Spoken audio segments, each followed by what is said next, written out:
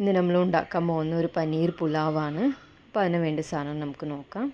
കുറച്ച് വെളുത്തുള്ളി എടുത്ത്, ചെറിയ കഷ്ണം ഇഞ്ചി, ഒരു പച്ചമുളകും, 2 സവാള, ഒരു ക്യാരറ്റും കൂടി എടുത്ത്, അതിനുശേഷം ഒരു ഗ്ലാസ് അരി എടുത്തിട്ടുണ്ട്.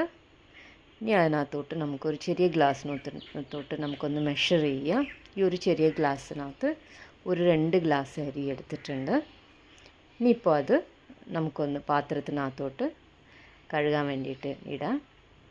നന്നായിട്ടൊന്ന് വെള്ളം ഒഴിച്ച് നമുക്കൊന്ന് നല്ലപോലെ ഒന്ന് 2-3 പ്രാവശ്യം നന്നായിട്ടൊന്ന് കഴുകി എടുക്കാം. അപ്പോൾ നമുക്ക് അരി കഴുകിയെടുത്ത് അടുത്ത് നമ്മൾ ഈ സവാളയും എല്ലാം ഒന്ന് അരിഞ്ഞെടുത്തു. ഇനിയിപ്പോൾ കുറച്ച് വെളുത്തുള്ളിയും അതെല്ലാം കൂടി നമുക്ക് പേസ്റ്റ് ചെയ്തിട്ടുണ്ട്. പിന്നെ ഈ പനീരൊന്ന് കട്ട് ചെയ്തെടുത്ത് വെച്ചിട്ടുണ്ട്. അതിന് വേണ്ട പട്ടയും കറിയാമ്പും വേണ്ട കുറച്ച് നെയ്യും കൂടി എടുത്തു. നമുക്കിന്ന് ഗ്യാസ് കത്തിക്കാം. പാത്രം വെച്ചു. ഇനി അതിനകത്തോട്ട് 1 ടേബിൾ സ്പൂണ് നെയ്യ് ഒഴിക്കുക. കുറച്ച് നെയ്യ് ഒഴിക്കുക. അതിനകത്തോട്ട് ഈ പട്ടയും കറിയാമ്പും എല്ലാം കൂടി അതിനകത്തോട്ട് നമുക്കൊന്ന് ഇട്ട് കൊടുക്കാം. അത് നന്നായി ഒന്ന് പൊട്ടി വന്ന ശേഷം നമുക്കൊന്ന് സവാള ആഡ് ചെയ്ത് കൊടുക്കാം. അതിനകത്തോട്ട് നല്ലപോലെ ഒന്ന് നമുക്ക് സവാള ഒന്ന് ഇളക്കിയെടുക്കാം. നല്ലപോലെ ഒന്ന് വാടി വരട്ടത്. അതിനുശേഷം നമുക്ക് അതിനകത്ത് കുറച്ച് ക്യാരറ്റ് ഇട്ട് കൊടുത്ത്, കുറച്ച് പച്ചമുളകും കൂടി ഇട്ട് കൊടുത്തിട്ടുണ്ട്. അതെല്ലാം ഒന്ന് വഴറ്റിയെടുക്കാം. ഇച്ചിരി നേരത്തേക്കൊന്ന് മൂടി വയ്ക്കുക നമുക്ക്.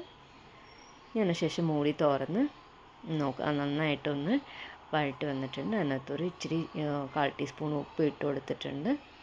ഒന്ന് നന്നായിട്ട് നമുക്കൊന്ന് ഇളക്കി കൊടുക്കാം.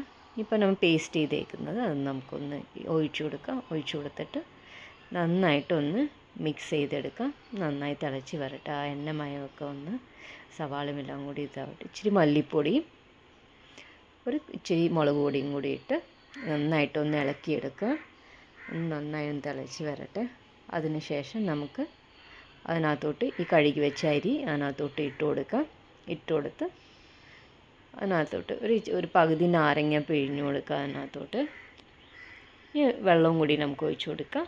അപ്പോൾ 2 ഗ്ലാസ് വെള്ളമാണ് ഇപ്പോൾ ഒഴിച്ചു കൊടുക്കുന്നത്. 2 ഗ്ലാസ്സിന് 2 ഗ്ലാസ് വെള്ളമാണ് ഇപ്പോൾ ഒഴിച്ചു കൊടുത്തേക്കുന്നത്. അതിനകത്തോട്ട് കുറച്ച് മല്ലിയിലയും കൂടി നമുക്ക് ഇട്ട് കൊടുക്കാം. നല്ലൊരു മണം ഉണ്ടാവും, ടേസ്റ്റ് ഉണ്ടാവും.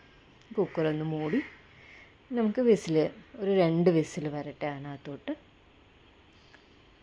വിസിൽ വന്നു കഴിഞ്ഞു. 2 വിസിൽ വന്നു കഴിഞ്ഞു ഗ്യാസ് ഓഫാക്കി നമുക്കൊന്ന് മൂടി ഒന്ന് തുറന്ന് നോക്കാം.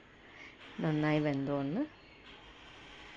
നന്നായിട്ട് വെന്തിട്ടുണ്ട്. അരിയൊക്കെ നല്ലപോലെ വന്നിട്ടുണ്ട്. ഇനി നമുക്ക് പനീരൊന്ന് ചെറുതായിട്ടൊന്ന് റോസ്റ്റ് ചെയ്തെടുക്കാം. നമുക്ക് അധികം റോസ്റ്റ് ആവേണ്ട, ഒരു ഇച്ചിരി ഒന്ന് റോസ്റ്റ് ചെയ്യാം.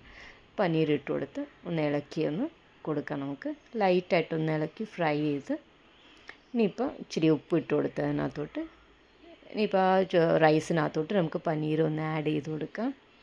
ആദ്യം ഇതില്ല, ജസ്റ്റ് ഒന്ന് ഇട്ട് കൊടുക്കാം. അതിനകത്തോട്ട് ഇച്ചിരി മല്ലിയിലയും കൂടി നമുക്ക് ഇട്ട് കൊടുക്കാം. അപ്പോൾ അങ്ങനെ നന്നായിട്ട് വന്നിട്ടുണ്ട് കേട്ടോ. അപ്പോൾ എല്ലാവരും ഒന്ന് നോക്കുക. ഇതേപോലെ ഒന്ന് ട്രൈ ചെയ്ത് നോക്കുക. പിള്ളേർക്കാണെങ്കിലും വലിയ ആൾക്കാർക്കും കഴിക്കാൻ നല്ലൊരു ടേസ്റ്റി പനീർ പുലാവാണ്. അപ്പോൾ ഈ വീഡിയോ എല്ലാവർക്കും ഇഷ്ടമായെങ്കിൽ ലൈക്ക് ചെയ്യുക, സബ്സ്ക്രൈബ് ചെയ്യുക. ഇനിയിപ്പോൾ അടുത്തൊരു വീഡിയോ ആയിട്ട് നമുക്ക് കാണാം കേട്ടോ. Okay, thank you.